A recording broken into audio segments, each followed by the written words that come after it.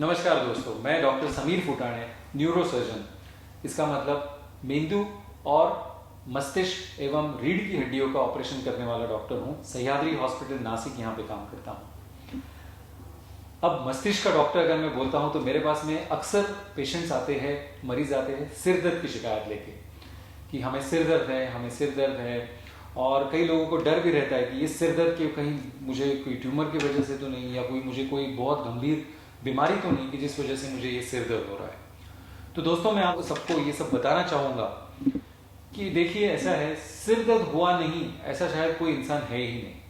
हर इंसान को कभी न कभी किसी न किसी वजह से सिर दर्द हुआ है, भले ही वो आंखों पे तेज रोशनी पड़ने की वजह से हुआ हो, या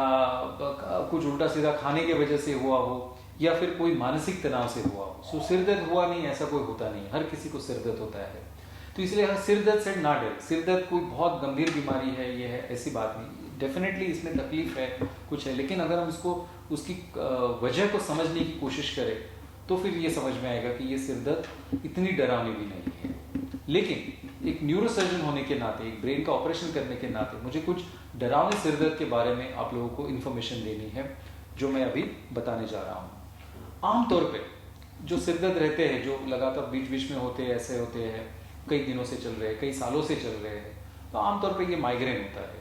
अर्धशिशि जिसको कहते हैं, कि जिस माइग्रेन की वजह से इस तरीके का दर्द होता है। लेकिन कुछ दर्द ऐसे होते हैं, जैसे अभी मुझे अक्सर पेशेंट पूछते हैं कि हमें ट्यूमर की वजह से तो नहीं दर्द। तो ट्यूमर का जो दर्द रहता है ना, जो सिर दर्द रहता है, एक्चुअली वैसे देखा जाए ना तो ब्रेन ट्यूमर सिर दर्द लेके आए ऐसा बहुत बार नहीं होता है कई बार, लेकिन बहुत बार नहीं होता। उसमें एडिशनल सिम्टम्स भी होते हैं, जैसे सिर दर्द के साथ में लगातार चक्कर आती है, या एक आध बार बेहोश हो गए हैं, या एक आध बार मिर्गी का दौरा पड़ा है, फिट आई है। कुछ लोग कहते हैं कि यहाँ पे सिर दर्द होता है और इस साइड की बाजू हमारी धीरे धीरे कमज़ोर हो जा रही है, हाथ से चीज़ें फिसलती जा रही है। या कुछ लोग बोलते हैं आंखों में रोशनी कम होती जा रही है, सिर दर्द के साथ में दिखना मुश्किल होता जा रहा है, या चलने में बैलेंस जा रहा है, चल नहीं पा रहे हैं, गिर जा रहे हैं, या किसी के बिहेवियर में, वर्तन में बदल हो रहा है, जैसे नॉर्मली जो काम कर रहे हैं वो कर नहीं पा रहे, भूल जा रहे हैं चीज़ों को। सो ऐसे सिचुएशन में ब्रेन ट्यूमर या ऐसा होने की संभावना है कि थोड़े चांसेस डेफिनेटली बढ़ जाते हैं। जो टिपिकल ब्रेन ट्यूमर का जो हेडेक होता है ना, वो सिर दर्द जो होता है सुबह उठ के होता है, जो सुबह उठ के बिल्कुल तेज दर्द से इंसान उठ जाता है, सुबह उल्टी होने लगती है, तेज उल्टी होने के बाद में थोड़े समय बाद में ज़्यादा दम लेने के बाद में फिर थोड़ा राहत मिलना चालू हो जाता है। तो इस तरीके का जो दर्द होता है वो कई बार ट्यूमर की वजह से या ब्रेन लीजन की वजह से होने की संभावनाएं होती है। वैसे आमतौर पे ये जो सिर दर्द रहता है, ये ट्यूमर की वजह से होने के चांसेस ओवरऑल बहुत ही कम है। दूसरी एक सिर दर्द की प्रॉब्लम है जो मेरे पास में अक्सर आते हैं, जिन मरीजों का पिछले कुछ दिनों में एक्सीडेंट हुआ है, पिछले 8 दिन में, 10 दिन में, या हफ्ते भर पहले, कई बार महीने भर पहले भी,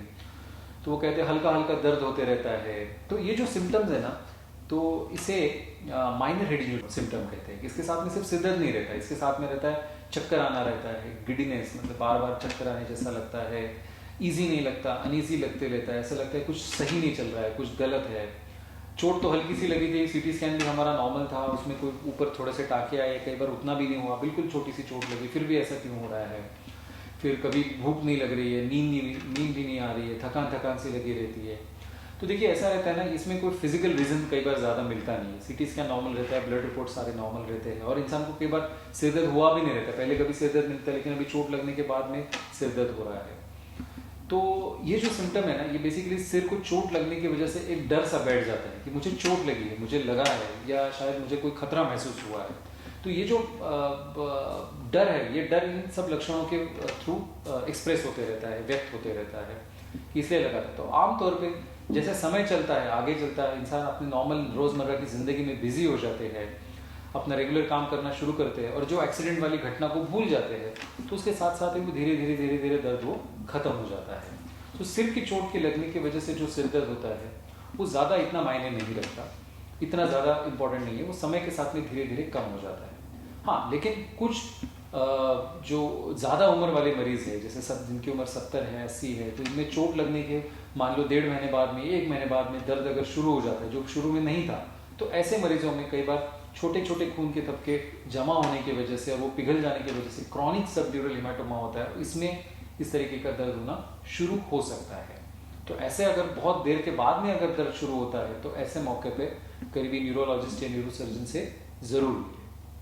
और तीसरा टाइप का सिर दर्द होता है जो एज ए न्यूरोसर्जन करके मेरे लिए इंपॉर्टेंट है,